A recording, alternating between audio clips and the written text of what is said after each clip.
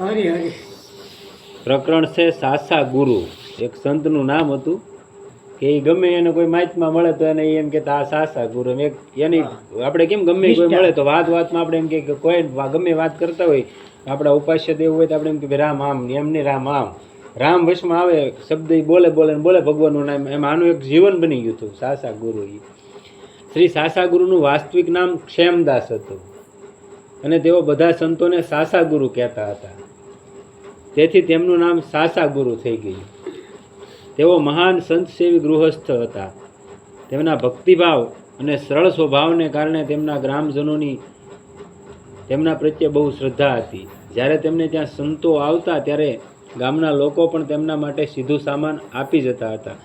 જીવનમાં કોઈને ન પૂછો અને ભજન કરીએ છીએ એનો પ્રભાવ શું છે હકીકત દેખાય કે આપણને ખબર પડવી જોઈએ ભજન મેં કર્યું તો ક્યારેક તમારા ઘરે કોઈ એવો અતિથિ અભ્યાગત કોઈ સંત તમારા ઘરે આવીને ભોજન કરે ને ત્યારે માનવાનું હું હજી લાઈને સીડ્યો એમ તો એ માનવાનું તો જ તમારા ઘરે આવે. મેં કાલે વાત કરી હતી એમ કે ફૂલ હોય એની માથે ફોરમ આવી જાય તો ભમરાને આમંત્રણ આપવું પડે નહીં, એ આવે એમ વગર આમંત્રણે આવે.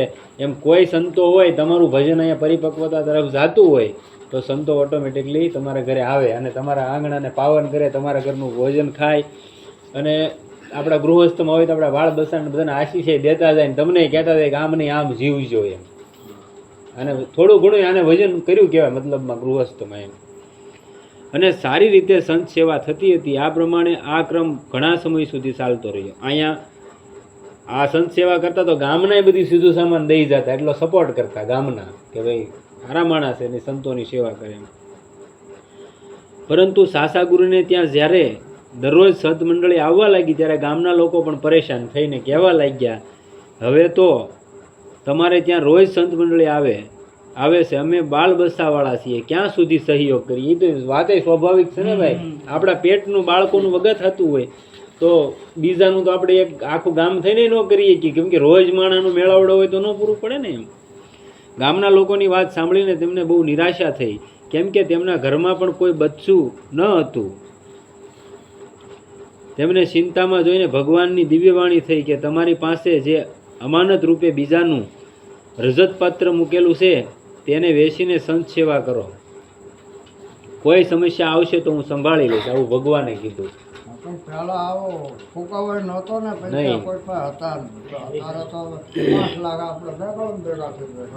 પૈસા નહોતા એની સામે પાછું પેલા ભાવ હતો. પેલા તમારે હું પેલાની તમને વાત કરું, તમારા ઘરે ભલે આપણે આગળ પૈસો નહોતો પણ કદાચ અહીંયા 5 કે 10 સાધુ આવી ગયા હોય ને તો અહીંયા રોટલા ક્યારે થઈ ગયા હોય ની ખબર ન રહેતી, નિરાશ ન જતા.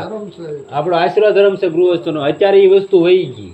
સંતો જે મંડળી લઈને નીકળતા અને ગામડે ગામડે ફરતા અને રોકાતા, બધે સત્સંગ ને એવું બધું આપતા અને કેમ જીવન જીવવું એ સલાહ શીખવાડતા, આવું બધું કરતા. ત્યારે હું એક માનવતા હતી માણામાં.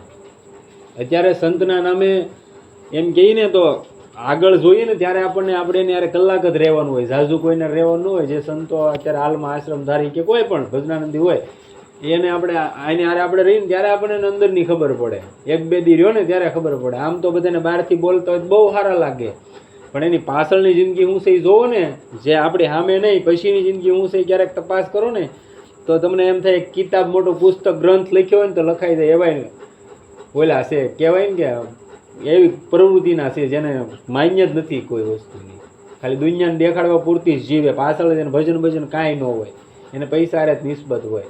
અને ત્યાં અત્યારે બધું આ એક શીલો હાલી ગયો, બેનું દીકરીઓને બધા જવા મળ્યા. જંગલોમાં એવું છે, એવું નથી કે અહીંયા છે, જંગલોમાં આવવા પીડ્યા આ ભગવાનના નામે ધૂતી ખાવાવાળા. એવું કંઈ ન કે અહીંયા જ છે.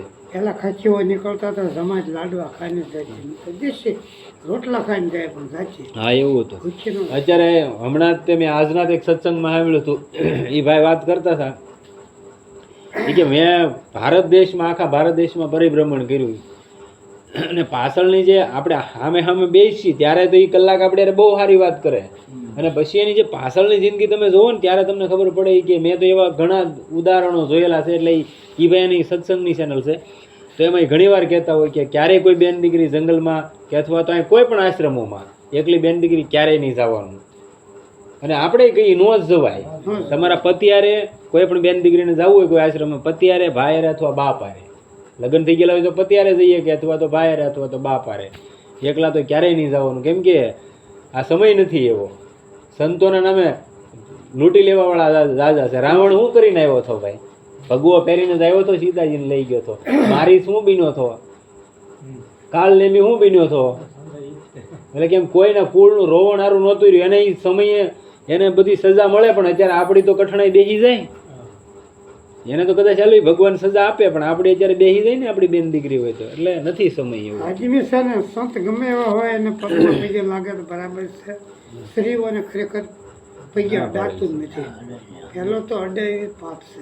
અત્યારે આ સ્વરાજ કરીને કે ભાઈ અમારો તમારે જેટલો અધિકાર, સ્ત્રી એમ કરીને ગમે એના સંતોના આશ્રમોમાં ને વહી જાય, પણ હકીકતની જિંદગીની ખબર નથી કોઈને.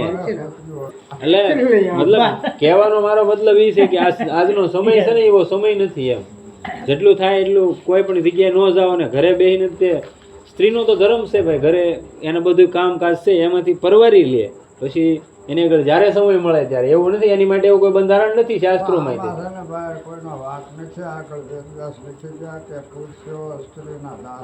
અરે એ તો થવાનું જ છે. ભાગવતમાં છે, મહાભારતમાં છે, વાત તમારી સાચી.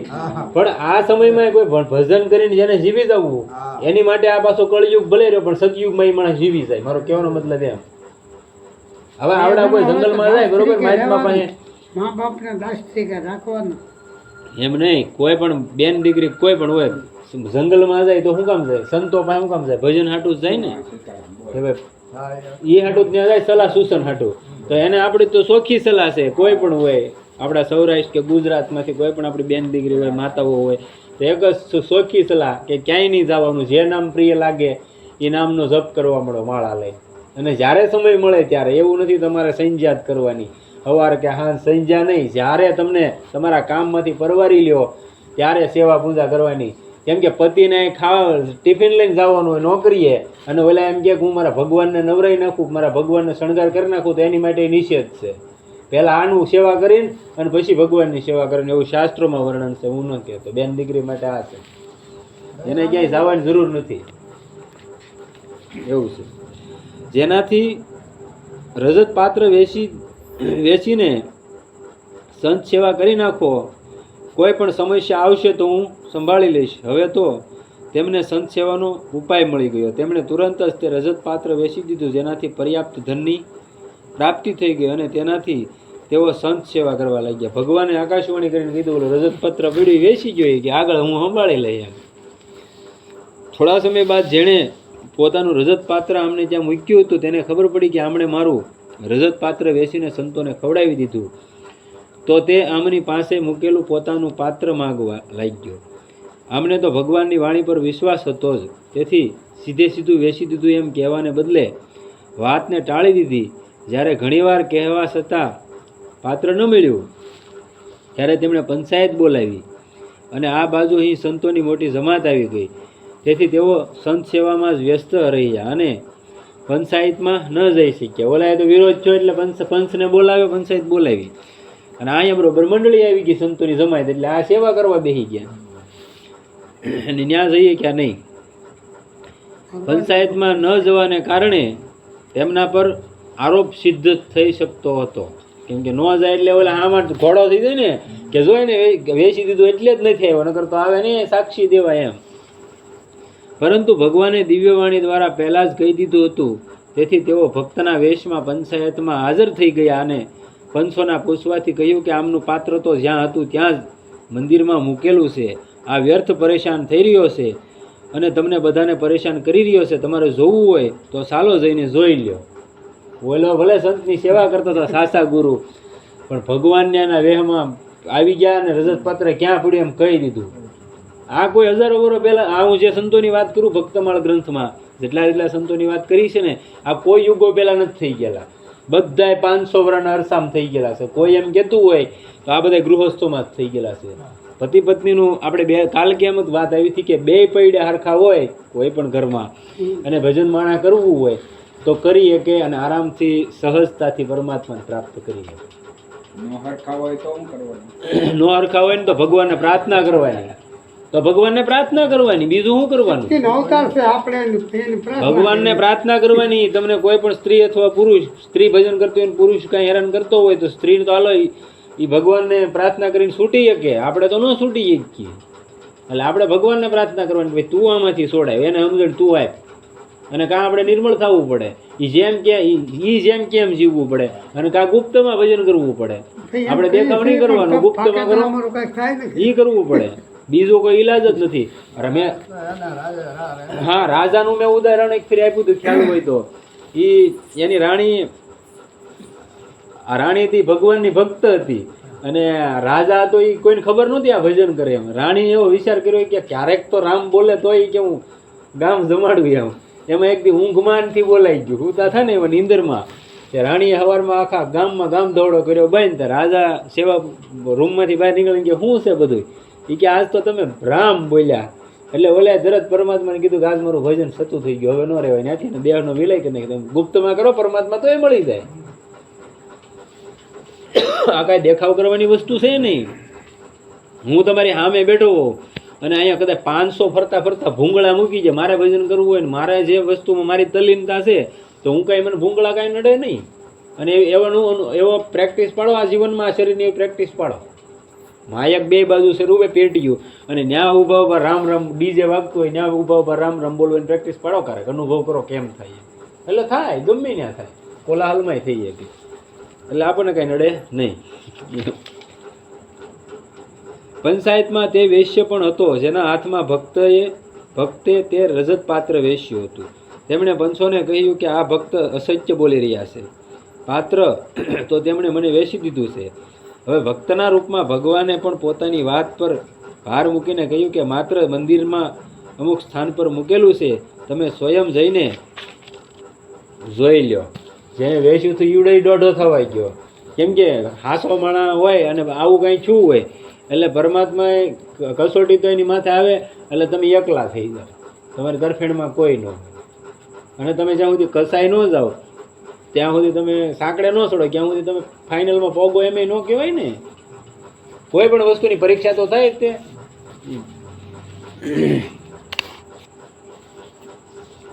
પંચના કહેવાથી વૈશ્ય મંદિરમાં ગયો તો પાત્ર ત્યાં હતું.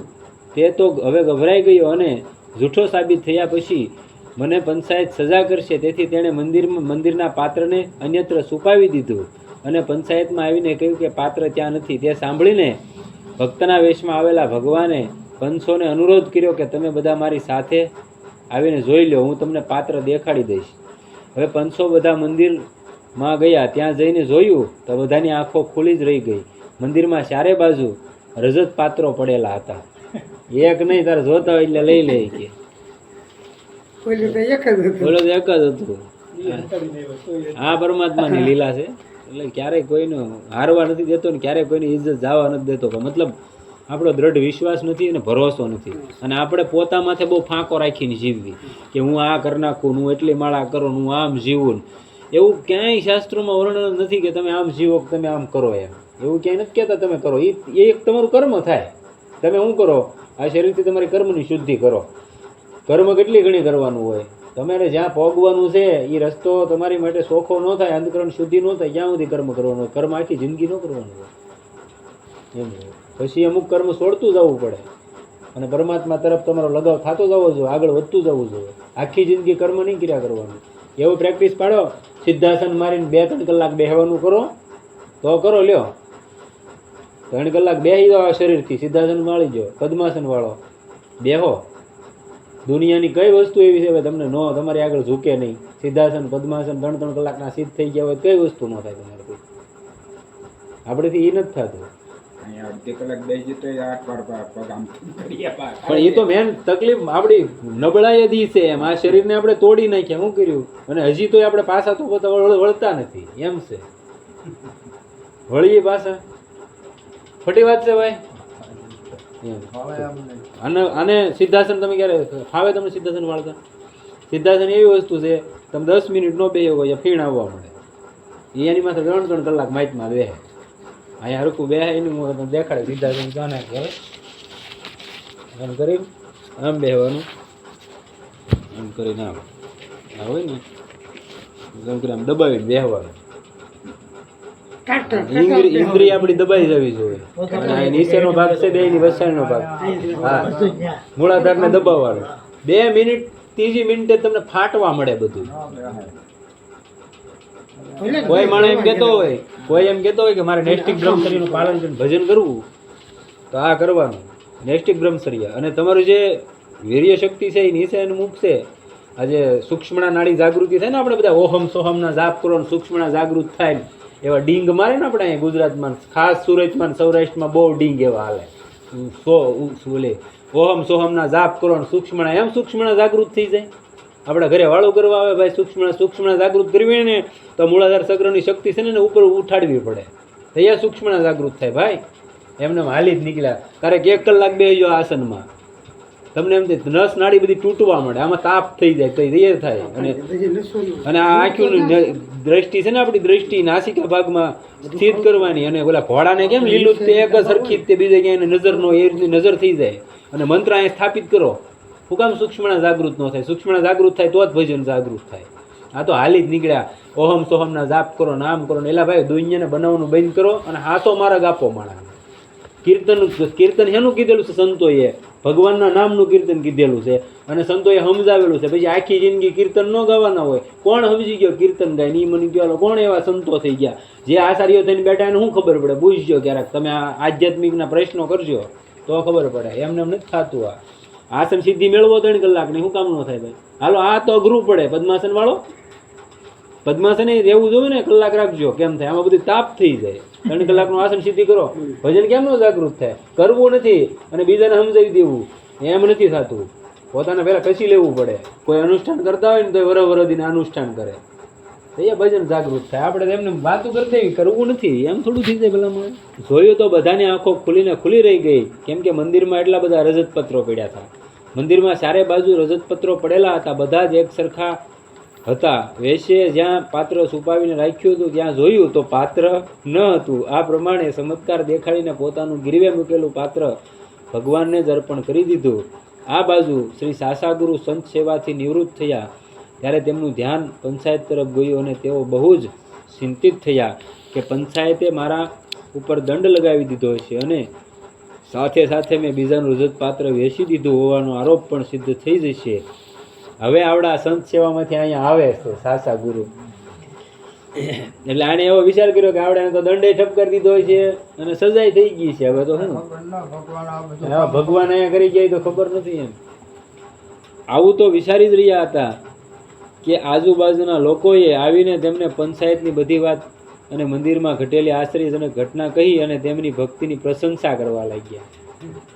હવે તો તેઓ સ્વયં પણ આશ્ચર્યચકિત થઈ ગયા અને પ્રભુની કૃપા સમજીને તેમની લીલાનું સ્મરણ કરીને પ્રેમ મગ્ન થઈ ગયા. આમ ભજન કરી લે. આવા ગૃહસ્થમાં હતા ક્યાં ભાઈ ક્યાંય બોધ દેવા ગયા હતા દુનિયાને સમજાવવા. આપણે પોતે સમજી જાય એટલે દુનિયા સમજી ગઈ. તમારો કે મારો પ્રભાવ કોઈ માથે ક્યારે પડે? હું પોતે કાંઈ કરતો હોય ને તો જ પડે. દુનિયામાં સમજાવવા નીકળીને પૈસો બને, તમારું કલ્યાણ ન થાય. પછી ઓલા કે ને એને પીડા એટલી બધી થાય છે એટલે કે હેરાન થાય, બીજું કંઈ ન થાય. કેમ કે ઓલા 1.5 મૂંડી નાખ્યા હોય, 5-5 હજારને મૂંડી નાખ્યા હોય, એને પછી અજગર બનવું પડે. ઓલા વલ્લભાચાર્ય મહારાજ કે ને અહીંયા, બીજું કંઈ ન થાય. એટલે એ વિષયમાં નહીં પડવાનું. આપણે તો આપણે સમજી નથી ગયા, આપણે એનું તૃણવત નથી, તણકલું નથી સમજ્યા. હું મારી જાતને એમ માનું હું નથી સમજ્યો, પણ મને એટલી ખબર પડે કે લાંબી વાતના ગાડા ભરાય. ભગવાનનું નામ આપણને કોઈ સંતના માધ્યમથી મળી ગયું તો એનો જપ કરવા મળે એટલે આપણું કલ્યાણ થઈ જાય. ઘડીક આમાં જવું, ઘડીક આમાં જવું, ઘડીક આમાં જવું, એમ નહીં કરવાનું.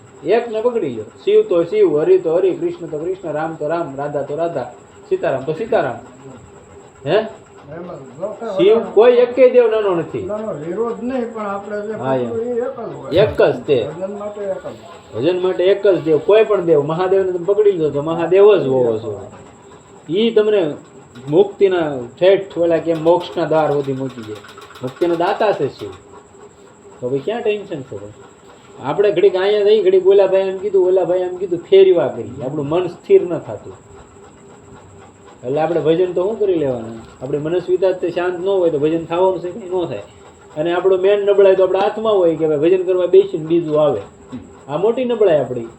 એટલે આપણે તો એમ કે હારું મન ન લાગતું એમ લગાડી પરાયણે તો લાગે ને આગળ કોઈ પૈસા મળવાના હોય 2 લાખ રૂપિયા અને રોજ ના જવાનું રોજ ના ગાળું દેતા હોય તોય ને બેસી ન બેસી ભલે ને ગાળી જાય કે 2 લાખ મળવાના છે હે